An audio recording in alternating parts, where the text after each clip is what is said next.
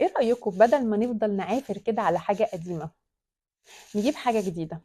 يعني مش لازم نتمسك بحاجات قديمة. اوقات لازم نكون جريئين كده يا جماعة، نختار الجديد علشان نطور من نفسنا.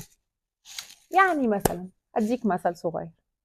عندك في دولابك او عندك في دولابك مثلا حاجات قديمة جدا ومتبهدلة، وبنحاول بكل الطرق اننا نصلحها، اوديها على الرفة، اوديها للترزي، اعمل كل حاجة، المهم ان انا مرميهاش من الدولاب. لا، والاسوأ من كده اني ما بستخدمهاش اصلا، والاسوأ انها زحمة الدولاب جدا. طب هو هيحصل حاجة لو خدنا الحاجات القديمة دي ورميناها كده زي ما هي في الزبالة؟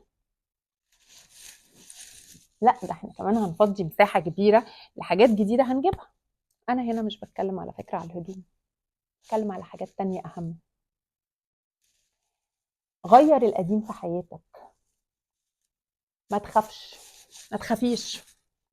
الحاجة اللي مضايقاكي وشايفة انها ادمت قوي، تغييرها ممكن يكون ليه مصلحة ليكي او مصلحة ليك. الخوف اللي جوانا في ان احنا نعمل الجديد او نغير الجديد ده نتيجة عادة تعودنا على وجود الهدوم دي في دولابي، ما اقدرش استغنى عنها، عادة مش اكتر.